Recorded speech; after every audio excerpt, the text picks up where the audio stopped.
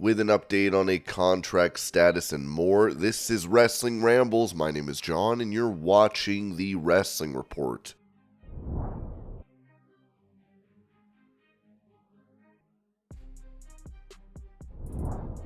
Asked if there would be any plans for WrestleMania 40 with Cody Rhodes and playing his theme song, Downstait lead singer Zach Call said this to Steve Fall of Wrestling News, so we're going to leave that to our announcement on April 5th, 2024, and all of our teasers. We'll have to wait and see what's going on there. Zach goes on to say, I can tell you this, I will be in Philadelphia WrestleMania weekend.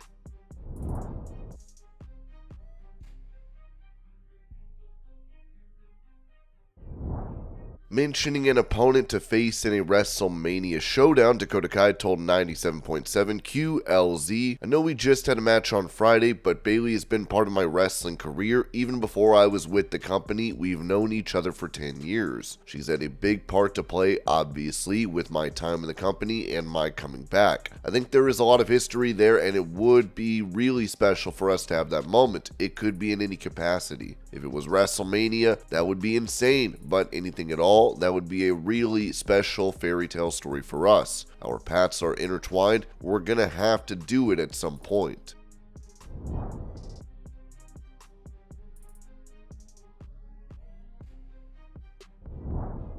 Following AEW Dynamite last night, Mercedes Mone would be surrounded by fans posting this video. Can you unlock the window real quick? CEO! CEO! CEO! CEO! CEO! CEO! CEO! CEO! CEO! CEO! CEO! CEO! CEO!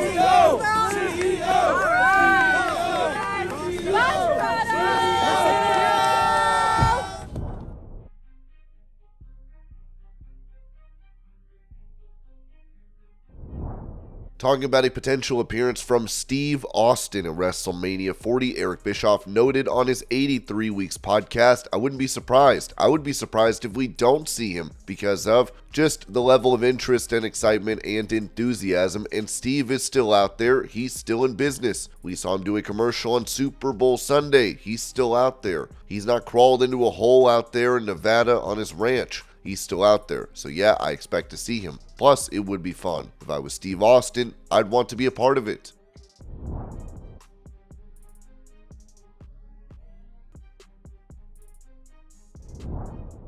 Recalling his interactions on WWE programming with actor Hugh Jackman, Nick Nemeth told Going Postal, the next day after the moment with Hugh Jackman on Raw, I said I have to go for x-rays. I may have a slight fractured jaw. And by the time the next morning came around, I was being threatened with being fired from WWE because I had lied and TMZ was calling them to check on it, and I go, I'm just trying to protect the storyline. I said, I didn't say Hugh Jackman put me in a hospital or I'm having a heart attack. I was like, oh, there's a chance there's a hairline fracture and I'm going to get x-rays to keep it vague because it's wrestling. Because it was such a good punch and everybody was talking about it that night and the next day. I was so excited. It all worked out and Broski was on a tear. I was so excited about it. I go, let me add a little extra to it, and then the second in command was like, I don't want to have to fire you, but you're gonna have to recant and take this down. Meanwhile, cut to 2 years later or the rest of WWE's existence, they'd be begging for that kind of publicity, but whatever, and I said it in a nice way, but I took it down. But for the next couple of weeks, I wore mouth guards and did Miz's punch in the face gimmick that he did for a month or whatever, and it was really, really fun. I think I had matches with Miz anyway or Broski, and it was like, the whole thing was not to not punch me in the face because my jaw might be broken, and it was the best. That stuff makes it so much fun on the weekends.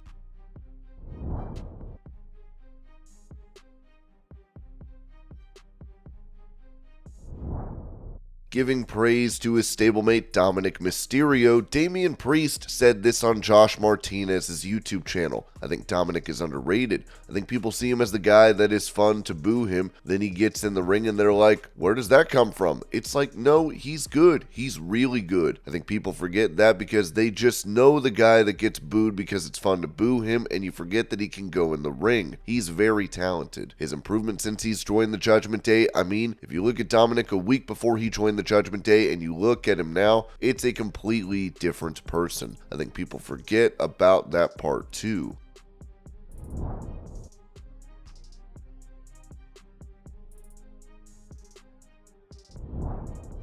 Noting how he deserves credit for one of Randy Orton's signature moves, Rob Van Dam told WrestleBinge, "I was wrestling Randy one time and I was trying to get in the ring. He kicked the rope when I was coming in and he pulled me out over the second rope and he grabbed me and boom, he gave me the DDT. Who do you think gave him that move? Right here, dude. That happened one time, now it happens every time. I'm so OG, I either gave everybody their finish or I did their finish way before they did."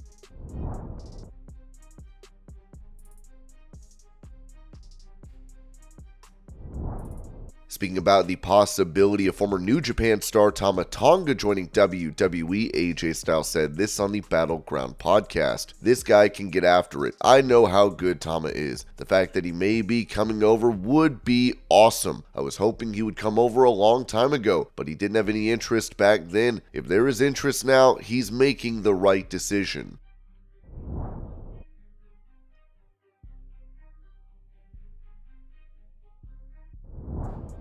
Sticking with the Phenomenal One, he said this on that same podcast regarding WWE being under Triple H creatively. "I wish more guys who I think would do well in WWE who may have been afraid as far as past things have happened with Vince McMahon being there. I wish that they would understand that WWE is in this for the long run. We're talking about 10 years on Netflix, possibly 20 years, that's a long time. We're not going anywhere, and the fact that you could come here and you can have a job as long as you can produce for as long as you want it, and depending where you're from, you could reach out to other countries. So I just wish more guys would understand this. We are not just in the United States of America. We're not just in England. We are global. We're even bigger now than we've ever been. Places that we weren't able to go, we're now in. So I just wish they could see that and know that, listen, this isn't the same WWE that Vince was in charge of. I really believe Triple H looks at our talent and go, let's get them better, or let's find ways to bring out the best in them rather than show off the worst, because a lot of those guys and girls, when they got released from WWE, it crushes them. I never understood why we'd want to do something like that rather than, okay, let's just send them back in NXT. They just need a little bit more work or something like that, but being released, it'll crush you, and I don't want to see people,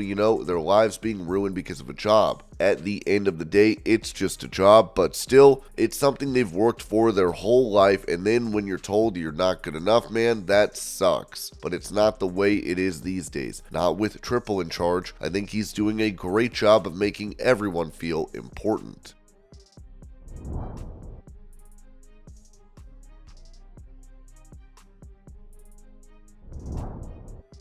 Revealing that he is suffering from a hearing issue following the Elimination Chamber match, Drew McIntyre told Gorilla Position, "Physically, I still feel terrible from the Elimination Chamber. I took most of the big falls, it seemed, even though I guess Randy's maybe bigger than me these days and Bobby Lashley's jacked, but basically the biggest guy somehow ended up taking all the worst falls. Logan Paul diving on my face and getting my eardrum perforated, so I'm kind of staring at your lips, watching what you're saying, because I found out about a year and a half ago from an ear specialist, because I have bad hearing in general, that I taught myself to lip read, which I had no idea. We did a little test where he was talking, had me put my fingers in my ears where I could still hear him, was telling him what he was saying, and he slowly slipped up a piece of paper in front of his face, and I was like, I can't hear what you're saying. You've lowered your voice. My wife was like, he hasn't. He's the exact same volume. He went, yeah, you're a smart guy. You just taught yourself to lip read because your hearing is so bad. Oh, fantastic. Then it got perforated. So I won't say who it was because I don't want them to feel bad, but it's very annoying because I can't hear jack.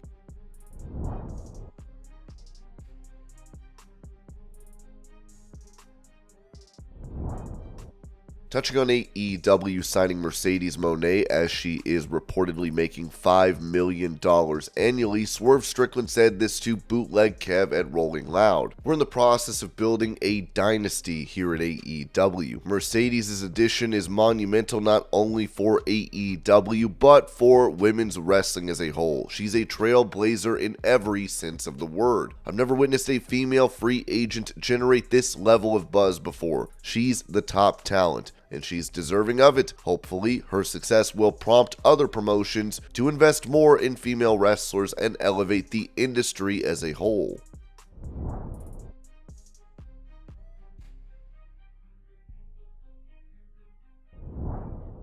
Asked if El Hijo del Vikingo, who recently underwent surgery for a ruptured ligament and damaged meniscus, is under an AEW contract, Conan revealed on his Keeping It 100 podcast he's not signed by Tony Khan. He's signed to us, AAA, and he's one of the very few talents, very good talents that we have that Tony hasn't signed. What's really messed us up when this finally happens, we will have a more normal playing field, is so we were supposed to get a TV deal like 2 years ago, and then the pandemic. A lot of changes were done in the industry, so we're on the road to that now.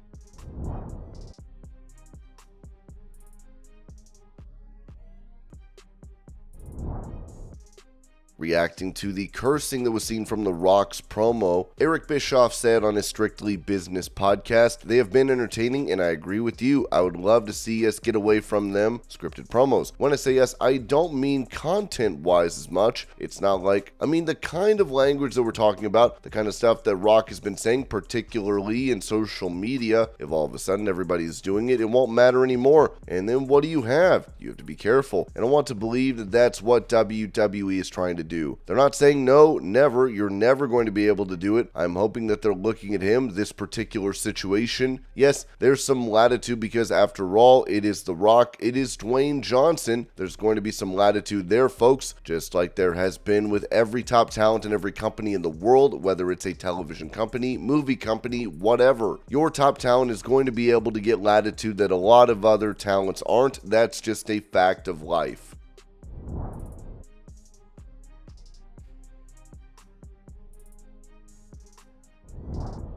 Explaining why Jon Moxley and Claudio Castagnoli are not involved in the AEW Tag Team title tournament, Dave Meltzer noted on Wrestling Observer Radio, "I specifically asked why they weren't in, and there was like no reason. They just didn't put them in because whatever reason, they didn't put them in."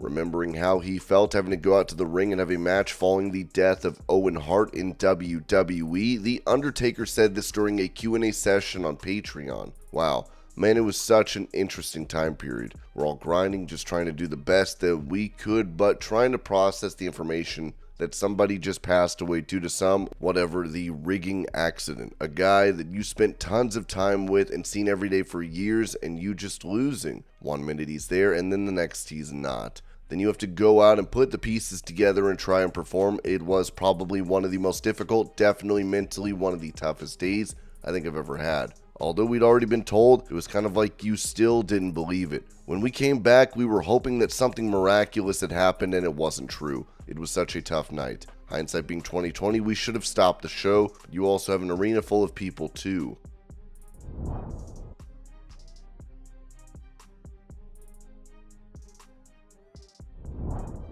Responding to Bully Ray suggesting that he was fed up with being overlooked in WWE, LA Knight said this in regards to the build-up to his match against Roman Reigns at Crown Jewel, telling Busted Open Radio, "There's so many different ways to look at that." Bully Ray's assessment that maybe Knight is sick and tired of being put on the back burner and not getting the push he deserves. Maybe there was a little too far of a push, a little too fast, and that's not to look a gift horse in the mouth, but a little bit of a steady build going into a championship match or something like that. As far as going to the US Championship or the Intercontinental Championship or something like that, but jumping straight into the WWE Championship back at Crown Jewel was a little fast where I almost worried that it might make people go, they're not going to do this. They're not going to shove him down our throat like this, are they? Because there is that potential. At the same time, right now, I think I'm in a damn good spot. I don't know if I'm selling myself short so much as I'm just cautiously optimistic.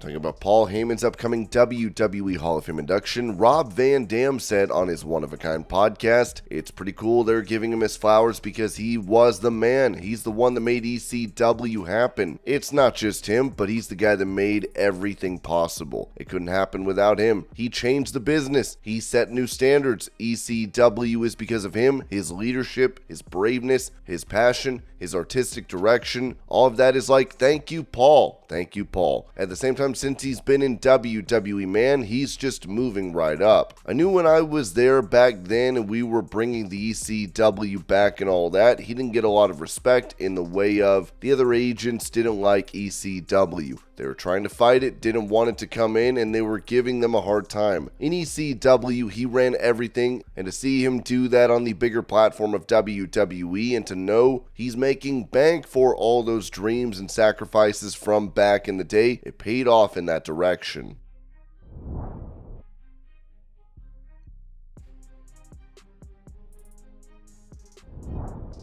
Recalling a match against Lyra Valkyria at NXT Battleground last year, Tiffany Stratton told TNT Sports, "I still felt like I could not be in the moment. Like I was like, oh my god, I'm so gassed right now, and I had a little bit of a shoulder injury, but afterwards, I thought it was just like, it was so cool. But I also had a problem, which is kind of being in the moment, and I kind of was like, okay, what's next? What do we have next Tuesday?" So I really felt I never could really relish in the moment when I won the title.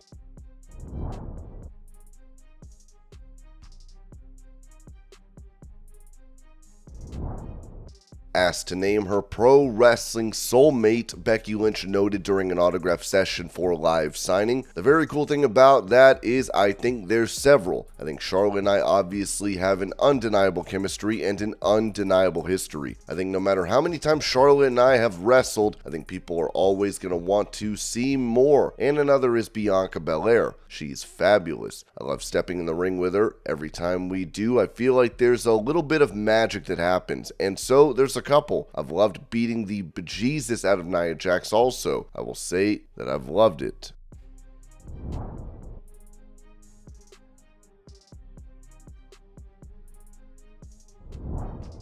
Following a match against Shota Umino in New Japan, AEW star Jack Perry said, "First tour of Japan complete. I arrived here after 6 months off, and on day 1, I defeated your new ace. Now I understand he has some sort of new challenge for me. Well, whatever it is, I accept it. Bring whomever you want, because it won't change a thing. I will continue to speak my mind, act as I please, and dominate New Japan. If that upsets anybody or if anyone is angry about my actions, they can stay mad because I couldn't care less."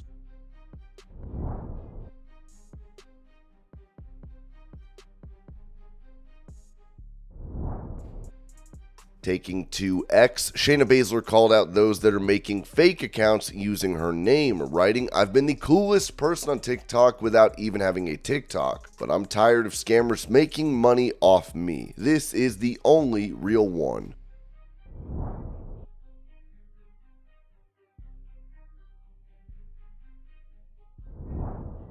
Going over a procedure that is set for a pro wrestling legend, PW Insider reported that WWE Hall of Famer Afa, the Wild Samoan, and Hawaii is now slated to have surgery to repair the fractures in his back this Friday. Of course, Afa suffered a fall that led to 2 fractures in his back, as we wish him all the best in his recovery.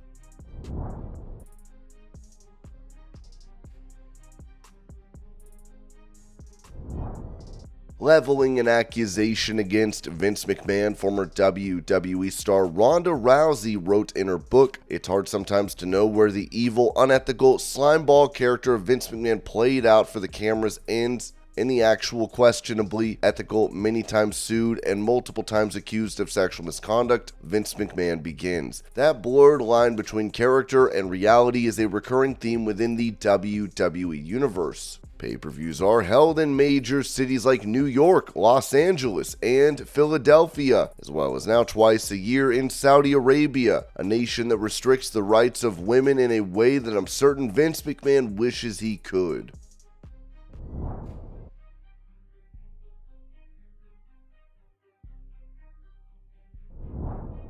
discussing a difference in the attitude of those in WWE and how they view Vince McMahon following the allegations against him. Dave Meltzer noted on Wrestling Observer Radio people who were even in a situation where they'd been defending other people in the company. Nobody bothers to try and defend Vince to me. It's almost like they've thrown in the towel on him. It's like he's gone and we can't even try to defend him.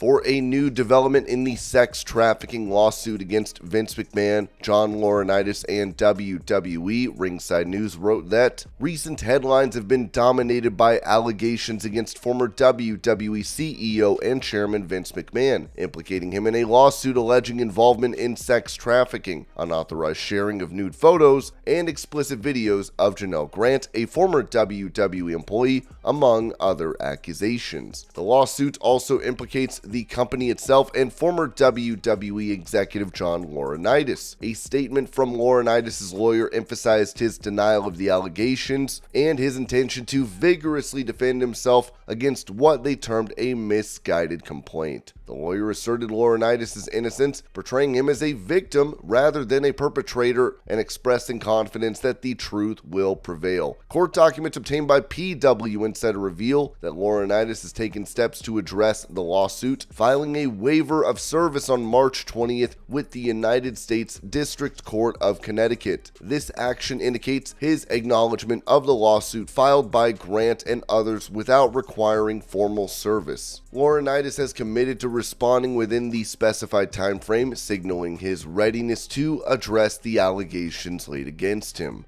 And this was your pro wrestling news update. I hope you're all having a great day. Thank you so much for watching, and I will see y'all later.